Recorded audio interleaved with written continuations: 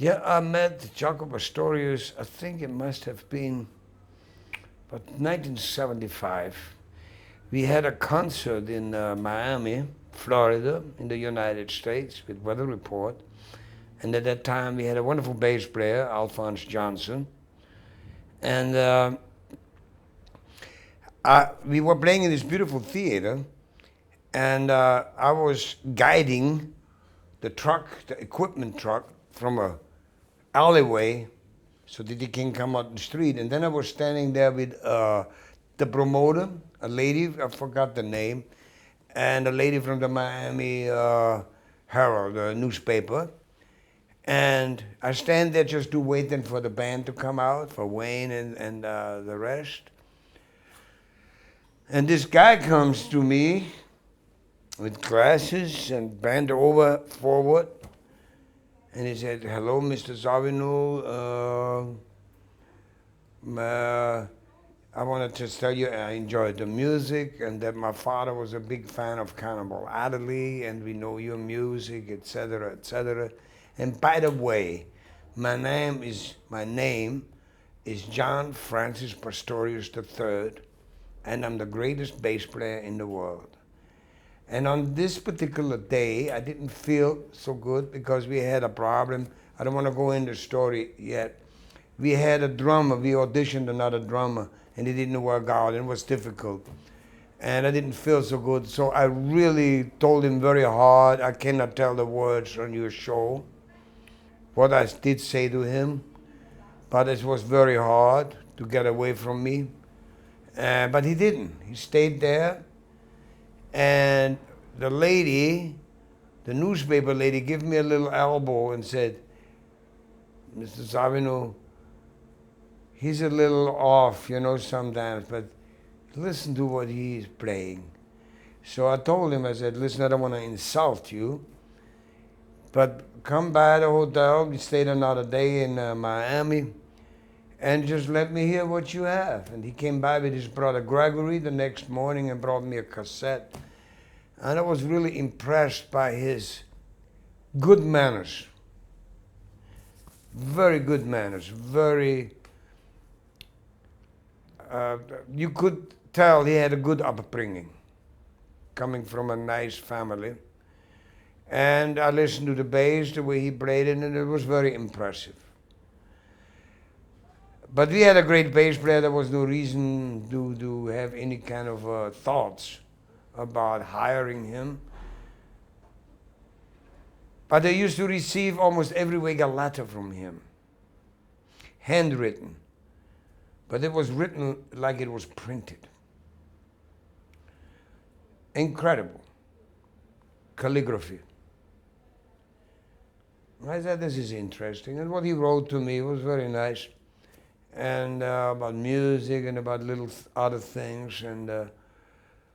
And then not too long after that, maybe perhaps a year, Alphonse Johnson started with the thought of having a band together with George Duke and Billy Cobham.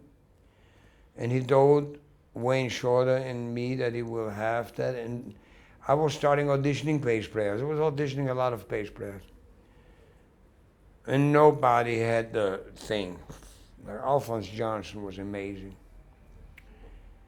And then, for some kind of reason, I was somewhere and I ran into Tony Williams. And I asked him if he knows anyone. And he told me, "Yeah, this guy, man, from Florida, I should really check out this guy, Jaco Pastorius." I said, "Yeah, this guy writes to me all the time. I will do that." And it was July 1975. Cannibal Adderley had just died. And I wrote a song which was called Cannibal, I think. And I called Jaco and I said, "Listen, man, I wrote this little song, a little requiem for my wonderful friend, Cannibal Adderley. And you all coming from Florida as well as he did, and his father knew him well. I said, maybe it would be a good opportunity for you to come to Los Angeles and play on this song, and then maybe see what's happening. And he did come to the studio, and we started rehearsing Cannonball. And I told him in the beginning there's a little line I want him to play. But he was busy, he was, I said, stop, I said no. Just play with this beautiful tone you have, because he had sent me tapes. We played with this beautiful melodic tone. And then we wrote the tape, and the next thing is what's on the record. Great stuff. We have already met Peter Erskine in Paris, you know, three months ago. Could you just tell us about his how Peter's joined Weather Report? Which way? Yeah, it was very strange because Alex Acuna, who is here today, as a matter of fact, he played drums at the time. But Alex had family and he had children, as well as we had children too and family. And Alex decided he wanted to stay more or less, and I think to follow the studio, an earning musician's living, not a free musician's, because we were playing and then we were not playing and we were touring and we were not there yet. We had a great band with Alex playing percussion and Chester Thompson and Alphonse Johnson. And then also we switched over with Alex playing drums and Manolo Badrena playing percussion. It was also very nice. And but then we let Manolo go, and then Alex wanted to follow another type of career. He had an offer to play with, I think, Diana Ross and start making money on a, how you say, in order. Not here something and then nothing and then here something and so on. So this was a good thing. But when he left, we didn't have anybody. We tried out a few guys. And Jaco came up with the idea. He had Maynard Ferguson's band. And he said, this guy Peter Erskine, he has good power and he can swing. And that's what it was. We needed a drummer who had the attitude of playing with a big ensemble. On the other hand, we needed a guy who could do things, nice little 4/4 jazz type of music. And Peter was good.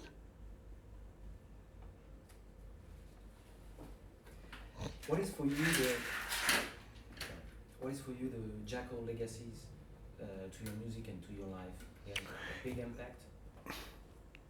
I tell you the truth. It was like, had not much to do with my music. Mm-hmm. The only thing it had really to do that my concept of, when I was writing music, or let's say I'm not writing music in that sense, I improvise music and then I write it. I like to write for the sound that people have. You know, Wayne had this wonderful sound, and Jaco had this special sound. So when I was improvising at home or wherever, I had this in my mind, this sound. And of course, then it's very easy for you to write music or to make music when you have something in mind. As far as influencing my music was not. And he didn't influence Wayne's music either. We had what we had, and he brought what he brought. And that's what made it so nice, because it was not interwoven. There was Wayne, there was myself, and there was another total person. And the most I remember about Jaco was his humanity more than his music. I mean, his music was there. You know, unbelievable. But that's not what I remember about him. I remember him to be one of the nicest people in the world. Real Christian kind of guy, you know, good for everybody. Too good. And God bless his soul, you know, he was special. If you were only allowed a single word to describe him, what would it be? Beg your pardon? One word. One word to describe him. Jaco.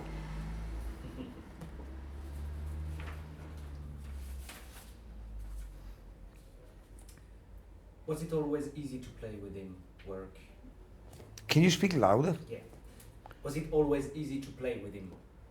Oh, it was always easy to play with Always. him. Yeah, yeah. You're a bassist yourself. In your opinion, what is Jaco music legacy? What has he brought to the electric bass? He brought to the electric bass something what Ray Brown had brought to the acoustic bass, to open up the instrument in a total different way. He had enormous hands. He had enormous musicality. He had a great, great sense of rhythm. And melodic. He was a phenomenal talent. Could play very good piano. Whatever he played drums really good, he played guitar. He was one of those kind of guys like us. Therefore, he fit so well in this concept. We were together, I think, 6 years or something. But the fact is, life is not always positive. Not everything is always, hey, that was great and that was unbelievable. It was. But it became more and more a part where his illness interfered with his and our progress. We wanted to progress, to go further, which we did. You know what I mean?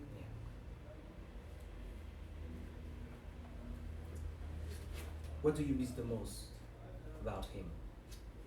I cannot say things like that. I cannot say. A person like that is never gone. Because time as we know it is not really time. I think there's only one time, at one time. And when you speak about someone and you think about someone, in the moment now, then that's what it is now. Not that it was almost 20 years ago, but that it is now. And therefore these people will never die. And there's nothing to miss. It's the whole thing. It was fun, you know. And one should never cry that it's over with. One should be happy that it was. Thank you, Mr. Young. Thank you very much. Tonight you're going to play a tribute, Night Passage tribute. So what? Night Passage.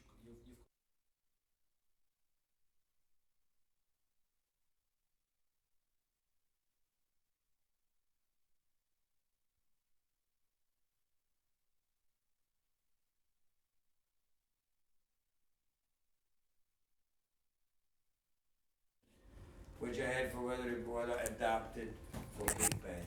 So That'll be great, I think. I think you're gonna